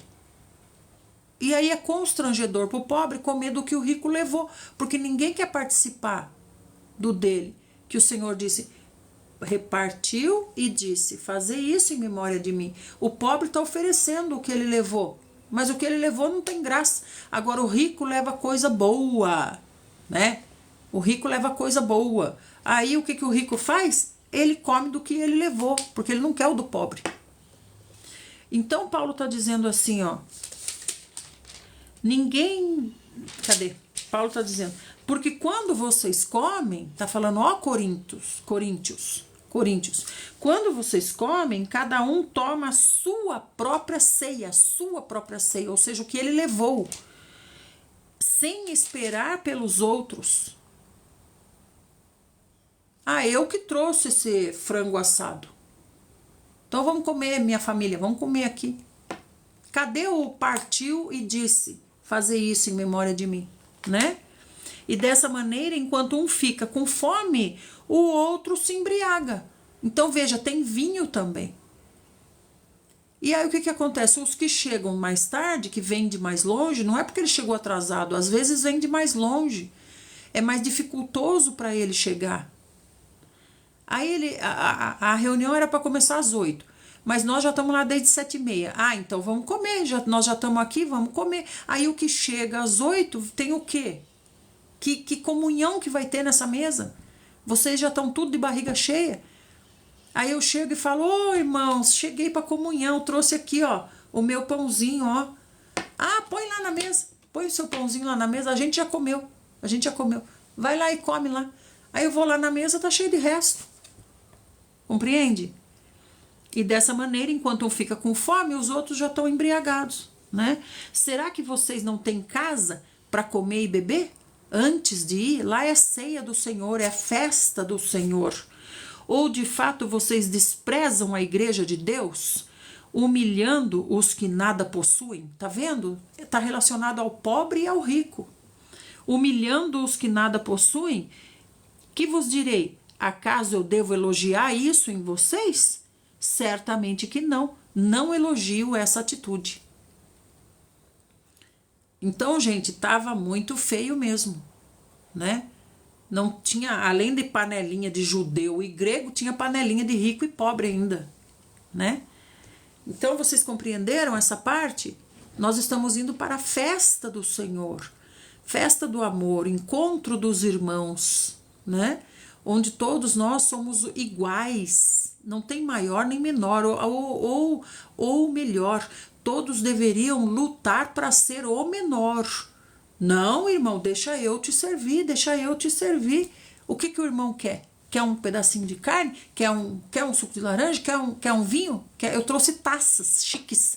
Quer beber na minha taça chique? Faço questão, irmão. Faço questão que você beba na minha taça chique. Um golinho do vinho. Entende? Eu tô lá para servir, não para ser servido. Aí eu levo uma coisa boa, eu mesmo como essa coisa boa. E não deixo nada para os outros, né? Então Paulo está dizendo, como é que eu vou elogiar uma barbaridade dessa, né? E aí ele continua e diz assim, pois eu recebi do Senhor o que também entreguei a vocês. Ou seja, o que eu ensinei para vocês. Eu ensinei para vocês o que eu aprendi do próprio Senhor. Que o Senhor Jesus, na noite em que foi traído, pegou o pão,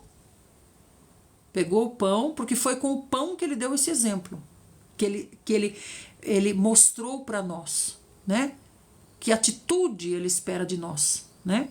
Então o Senhor Jesus, na noite em que foi traído, pegou o pão e logo após ter dado graças, obrigado, Senhor, ele partiu e disse: isto aqui é o meu corpo, que eu dou por vocês.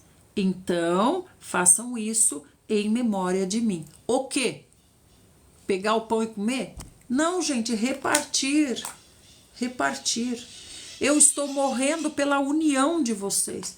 Eu estou morrendo pela igreja. Estou dando o meu corpo para que vocês sejam um. Vocês sejam um, para que haja comum união. Vocês sejam um. Falem a mesma coisa. Queiram a mesma coisa.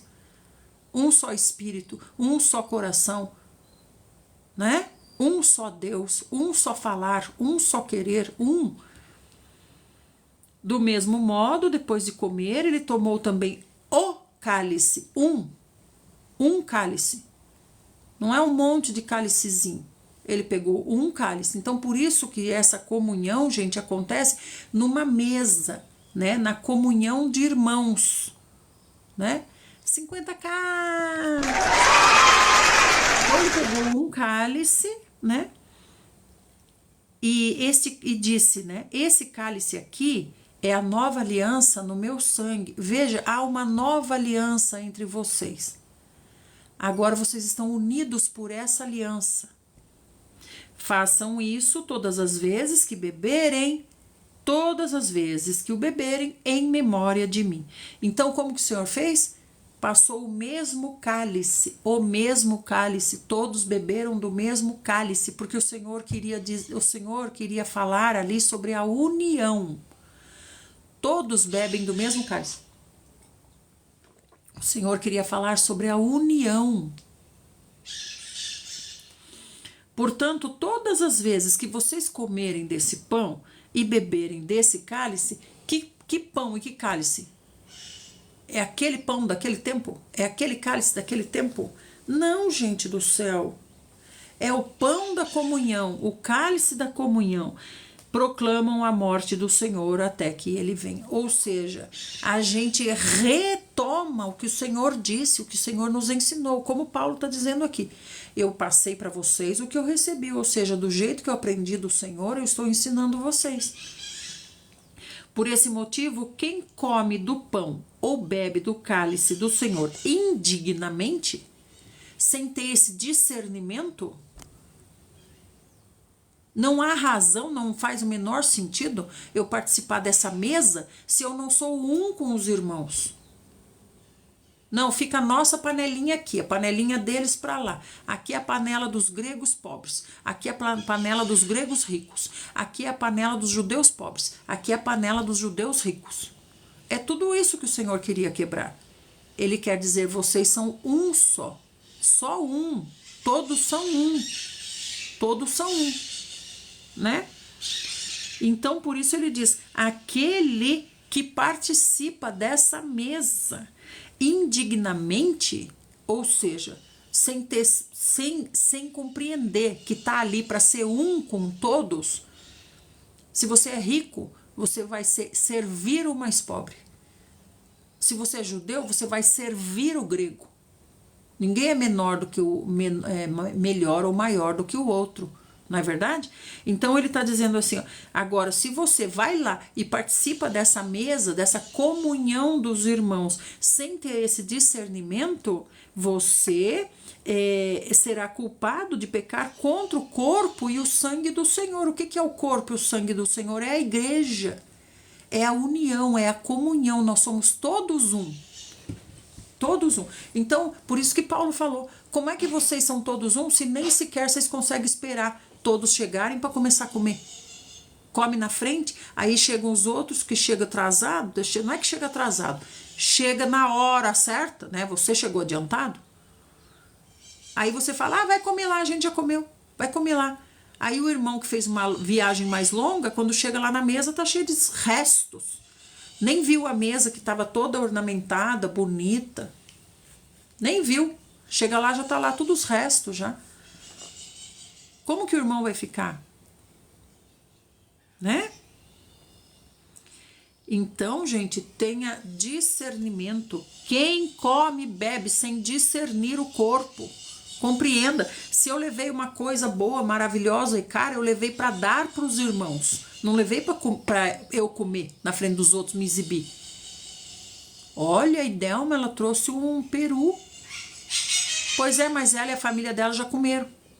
Aí eles são chiques, né? Eles são chiques.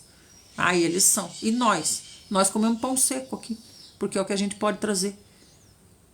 Não é um absurdo? Então, se eu levei algo melhor e mais gostoso, eu tenho que levar para servir os irmãos, né? E aí continua: examine, pois, cada um a si próprio, e dessa maneira coma do pão e beba do cálice. Examine-se a si mesmo. Eu estou aqui para servir ou estou aqui para ser servida? Eu estou aqui para servir ou estou aqui para ser servida, né? Cada um com as suas condições, exatamente, irmão, mas para todos, né? Não é porque eu sou pobre que eu vou comer das coisas menos caras. E o que é rico vai comer das coisas melhores na minha frente. Nós somos todos um. Somos todos um. Né? A mesa é para todos. A mesa é para todos os irmãos. Pois quem come e bebe sem ter consciência do corpo do Senhor, come e bebe para sua própria condenação. Não está entendendo nada. Não está entendendo que eu sou o meu irmão espiritual, é tão meu irmão como o outro que é meu irmão de sangue, digamos. Ou então, todos nós aqui somos irmãos. Todos somos irmãos. Tem que compreender isso. Todos somos irmãos. Sem divisão. Sem divisão de qualquer espécie. Qualquer espécie. Não pode haver divisão. Não pode haver divisão entre nós. Todos nós somos irmãos. Todos somos iguais, né?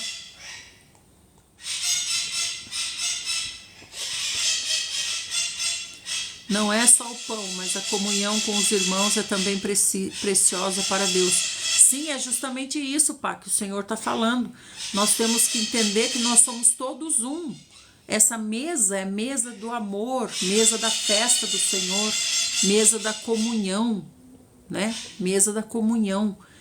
Não é a comida, na verdade, né? É o ajuntamento. É o ajuntamento, né? Isso que Paulo está criticando. Você não vai lá por causa da comida, você vai lá por causa dos irmãos.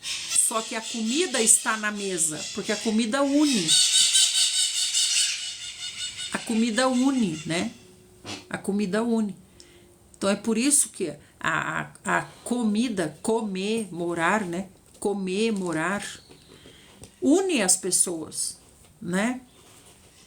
Então é a comunhão em torno da mesa, né? Em torno da mesa. Aí ele diz assim, ó. Quem come e bebe sem ter consciência do corpo do Senhor, come e bebe para sua própria condenação. Né? Vai lá para quê? Vai lá para se exibir, vai lá para mostrar o que você leva é mais caro, é melhor, ou você come na frente dos outros, não espera os demais, né? Então você está dividindo o corpo, né? Você está dividindo o corpo. É aqui, Cleusa, Paulo está nos ensinando a comunhão com os irmãos. Ele está falando sobre a ceia. A ceia, né? Ele está revivendo, explicando a ceia do Senhor. Como o Senhor fez a ceia, é para a gente fazer também. Fazer em memória dele. Em memória do Senhor. E como que é essa ceia? É um jantar. Paulo está falando, é um jantar, onde cada um leva uma coisa. E aí lá se arruma aquela mesa bonita. Vamos aguardar os irmãos e vamos comer todos juntos. O pobre, o rico, o grego, o judeu. Mas Paulo está dizendo que acontecia até o absurdo de aquele que levava a sua própria parte, né, a sua ceia, comia do seu. Entende? O rico levava coisa melhor, daí ele comia do que ele levava. Ele não comia do que o pobre levava. Então, por isso que ele está criticando tão duramente. Ele está falando assim, ó. Por essa razão, há entre vocês muitos que estão fracos, muitos que estão doentes e vários que já dormem, até morreram já. Por causa disso. O Senhor até desligou gente por causa disso. Por quê? Porque está causando a divisão. O propósito é união. E vai lá e causa divisão. Afasta o pobre. Na próxima reunião o pobre nem vai. Né? O pobre vai falar, por que eu vou lá para ser humilhado? Eu vou lá para ser humilhado, para não ser incluído? Vou lá para me sentir mal? Vou lá para sair de lá pior do que eu cheguei? É para isso que eu vou lá? Não vou mais. Então, por isso que o Senhor está dizendo, se você age nesse espírito de satânico, diabólico, de divisão, você participa, né, da reunião, do culto, para o mal e não para o bem. Ah, mas eu não estou nem aí com os outros, eu estou pensando em mim. É esse que é o problema. A proposta não é pensar em você, é pensar em todos. É ir lá para servir e não para ser servido. É ir lá para ser o menor. E não para mostrar para os outros o quanto você é grande. O quanto você pode e ele não. Né? Então o Senhor está dizendo aqui, ó, por essa razão há entre vocês muitos que estão fracos. Veja, é no físico. É no físico. Muitos que estão fracos, muitos que estão doentes e muitos que até já morreram. Né? Aquele pedaço, pensei que fosse aquela ceia daquele pedaço de pão e vinho, não permite que todos participem. É essa ceia aí mesmo que Paulo está explicando. É essa ceia, é um jantar. O homem transformou esse jantar em um pedacinho de pão e um copinho de vinho. O homem transformou, fez assim. O homem transformou isso numa cerimônia, num ritual. O Senhor não. O Senhor não.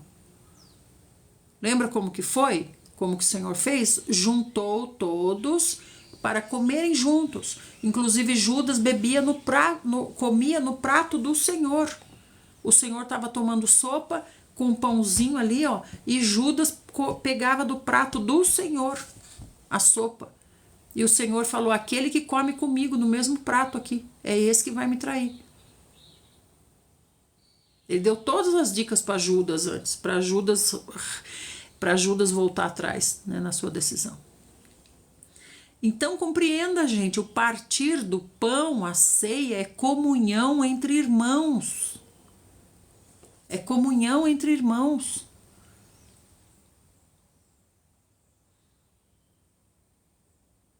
Pode ser feita entre 1000 irmãos? Pode. Mas não é um pedacinho de pão e um copinho assim de vinho. É todos participando da mesma mesa, conversando, tendo comunhão, se amando, se servindo, se submetendo uns aos outros, perguntando, irmão, como você tá? Como é que vai a vida? Tá precisando de alguma coisa, irmão? Tá tudo bem? Tem luz na sua casa? Tem água? Tem comida? Tá tudo tranquilo lá? As crianças estão bem? Não tem ninguém doente? Entende a comunhão? Agora não é eu como o meu pão, tomo o meu vinho, levanto, nem tchau dou. Né? Então é comunhão, é conversar. Né? Vamos dizer assim. Então o Senhor está dizendo aqui, ó, é por causa disso que muitos estão doentes, muitos estão fracos, muitos até já morreram. Porque estão causando divisão ao invés de união. Né? Contudo, se nós tivéssemos a cautela de julgar a nós mesmos, nós não seríamos condenados. Por quê? Porque eu posso me julgar. Puxa vida, será que eu estou sendo menor do que os irmãos? Será que eu estou servindo os irmãos? Será que eu estou pensando primeiro nos irmãos, depois em mim? Ou será que eu pego o melhor pedaço para mim e rápido? Ainda escondo para minha família. Vou pegar o melhor para mim e para minha família. Aí quando chegam os outros irmãozinhos, já acabou. Já acabou. Entende, gente? Nós já fomos abençoados, então agora nós abençoamos. O Senhor nos chamou para servir e não para ser servidos. Então, se não tem esse discernimento, se não consegue se julgar, não consegue se perceber, ver as suas atitudes, analisar as suas próprias atitudes, não é?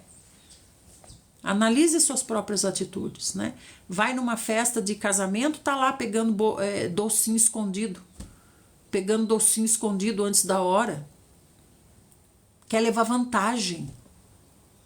Quer levar vantagem. Quer ser o esperto, satanicamente falando. Não, eu tenho que estar na frente dos outros. Pegar os melhores, guardar os melhores. Olha como eu sou esperto. E aí, cadê o discernimento do corpo? Essa festa de casamento também é uma ceia do Senhor. Também é uma ceia do Senhor. Você está ali para servir e não para ser servido. Você está ali para trabalhar para o Senhor. Entende? Então analise-se a si mesmo, as suas atitudes. Né? No entanto, quando somos julgados pelo Senhor, estamos sendo corrigidos a fim de que não sejamos condenados juntamente com o mundo. Nós não podemos ser igual, nós temos que ser diferentes, né? Nós somos julgados, o Senhor está nos dando um conselho, né? O professor Paulo está dizendo, cada um julgue-se a si mesmo, você pode se analisar, você tem condições de se analisar. Faça uma autoanálise. Como tem sido a minha atitude? Eu quero servir ou eu quero ser servido? É o melhor para mim ou é o melhor para os irmãos? Como que é? Agora, se eu não faço essa análise, então o Senhor faz. O Senhor faz, né? E aí está dizendo aqui, ó, no entanto, quando somos julgados pelo Senhor, estamos sendo corrigidos. Aí vem a correção. Estamos sendo corrigidos a fim de que não sejamos condenados. Então o Senhor quer nos corrigir hoje. E como que o Senhor corrige? Ele falou aqui, ó. Ele falou aqui. Muitos estão fracos, muitos estão doentes e muitos estão morrendo. É a correção do Senhor. E não percebe, né? Portanto, meus caros irmãos, quando vocês se reúnem para comer a ceia, aguardem uns pelos outros. É a ceia da comunhão. É estar junto, é conversar, é saber como está o irmão. Irmão, tá tudo bem com você, irmão? Não tenho ido na sua casa visitar, né? Tô em falta com o irmão. Não tenho ido visitar o irmão. Tá tudo bem? Tá tudo tranquilo? Não, irmão, estou passando determinada dificuldade. Meu irmão, então vamos abrir para todos os irmãos e vamos ajudá-lo, né? Não pode? Na minha casa tem tudo. Como é que na sua está faltando? Nós somos irmãos, né? Não é assim com os nossos irmãos de sangue? Se o seu irmão de sangue está sem luz na casa, você não dá um jeito de pagar para ele ter luz? Por que para os irmãos na fé não pode ser assim? Eles não são importantes? Então ele está falando, aguarde uns pelos outros. Não é cada um pensar em si, né? Se alguém tiver fome, coma na sua casa antes de vir. Porque aqui é uma ceia de amor, é uma ceia da comunhão, é um social. Não é assim, hoje vai ter jantar na casa do irmão Zé. Não vou nem almoçar, porque eu quero comer bastante na casa do irmão Zé, porque os irmãos levam bastante coisa gostosa. Não, gente, você não vai lá para comer, você vai lá para ter comunhão com os irmãos. A mesa é apenas uma mesa de amor, uma mesa sociável, uma mesa onde nós estamos juntos. Entende? Ai, gente, eu tô com muita fome, muita fome. O que é que tem aqui? Então, por isso, Paulo está dizendo, se você está com muita fome, coma na sua casa primeiro. Primeiro mate a fome, depois vá para o encontro dos irmãos. Obrigada, Raulzinho. Vocês estão compreendendo, gente, o que o Senhor quer? O que o Senhor quer?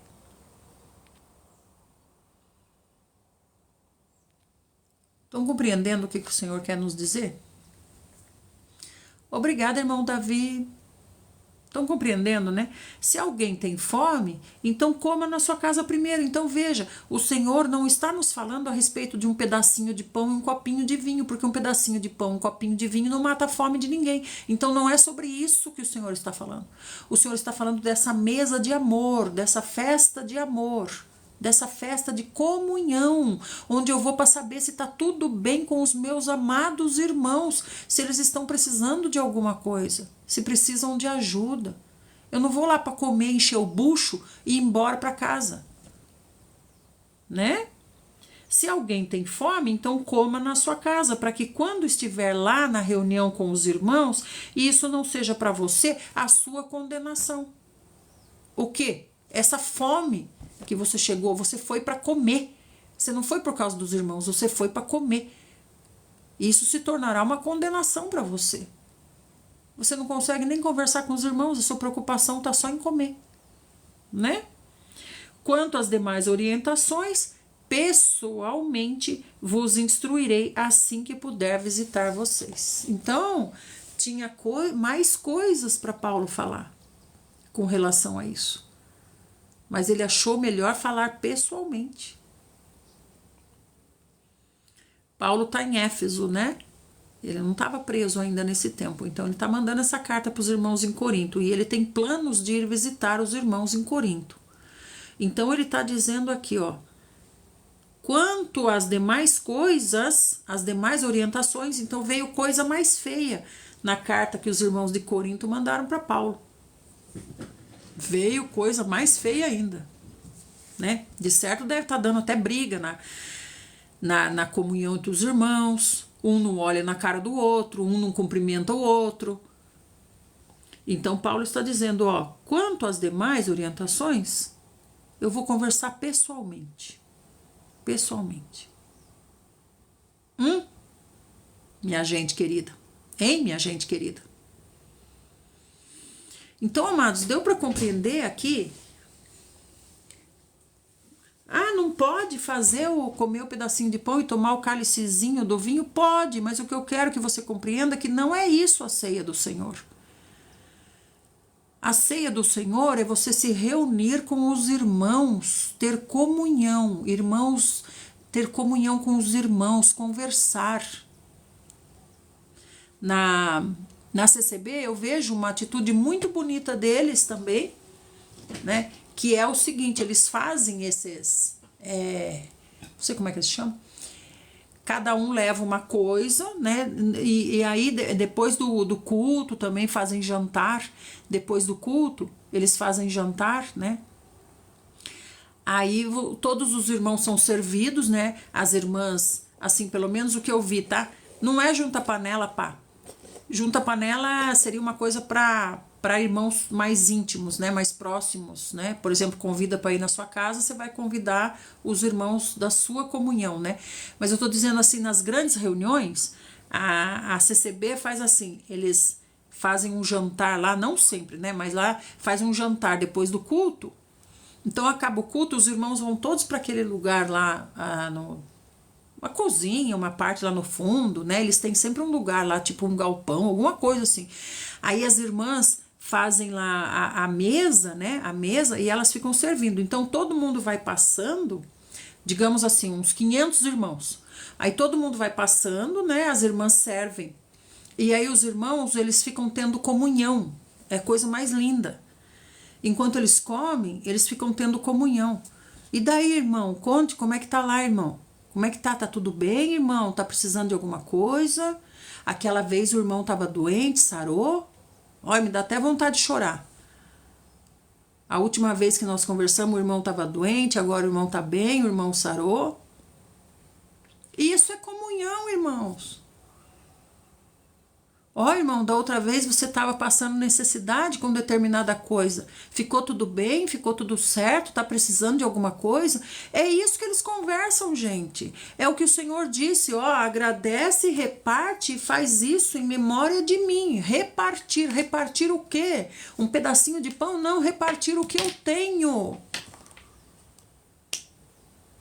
Se o irmão falar, ô irmão, faz 10 dias que acabou o gás. Ô, meu irmão, por que não falou? O irmão precisa conversar, nós precisamos estar mais juntos, nós precisamos ser íntimos, precisamos ter comunhão.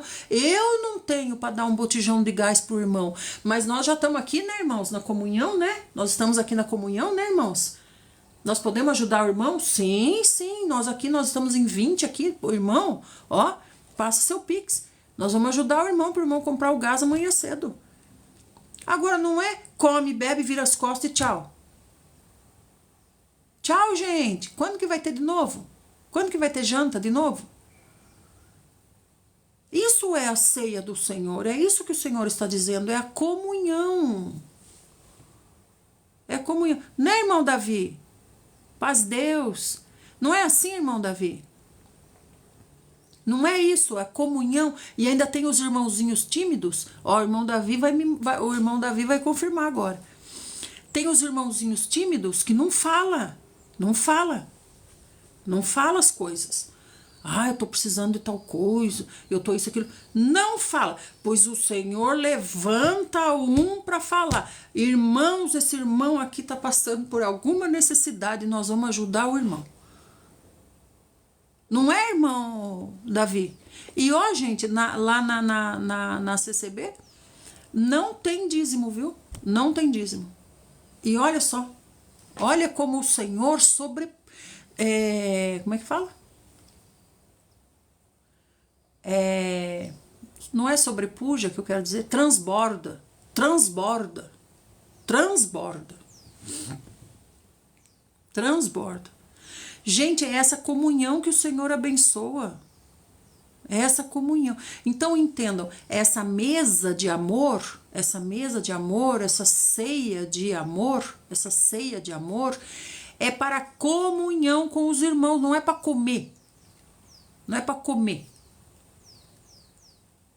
É para ter comunhão, né? Eu falo da CCB, mas eu sei que isso acontece em muitos outros lugares. Só que a gente vê que às vezes acontece só entre aquele grupinho. É o meu grupo. É o meu grupo, entendeu? São as pessoas do meu agrado. Então, se eu sou rica, as pessoas do meu grupo, do meu agrado, são os ricos. Se eu sou grega, as pessoas do meu grupo, do meu agrado, são os gregos. Não é? E não é isso que o Senhor está falando. É isso que o Senhor está falando para você discernir, analisar a você mesmo. Eu tenho que estar entremesclada entre todos. Eu sou de todos. Então, por isso que eu estou falando, quando há essa comunhão, né, entre a grande comunidade, é para todos se entremesclarem. Não é para ficar na minha panela. Eu tenho dinheiro, então eu como bem. O irmão não tem, ele que se vire. Senhor Jesus, né, amados? Dá para compreender isso? Então, eu não conheço muitos lugares, né? Os lugares que eu visito e conheço, eu falo. Então, tem também aqui, perto da minha casa, uma igreja batista, que faz uma coisa super legal. Eles fazem assim, eles criaram um supermercado, não sei como é que chama, supermercado solidário, não sei como é que é. Então, quando eles fazem essa festa de amor, esse encontro de amor, ao invés de levar um prato, assim, alguma coisa, leva alimentos para doar, né? Arroz, óleo, café, açúcar, tal, leva. Aí eles têm um mercado solidário, sabe? Aí nesse mercado, eles montaram um mercado mesmo, é a coisa mais linda. É um mercado assim, com todas as coisas que os irmãos levam de doação. Aí os irmãos que não podem, né, os irmãos que estão passando necessidade, eles dão como se fosse um voucher, assim, para aquele irmão, né? Então, por exemplo, irmão, a família do irmão é quanto? Ah, eu tenho 5 filhos. Então, o voucher do irmão é esse daqui, ó. R$1.000, é um papelzinho lá deles, né? É, ó, R$1.000 esse seu voucher. Sabe pá, lá na Ibis? É da Ibis que eu tô falando. Da Aline.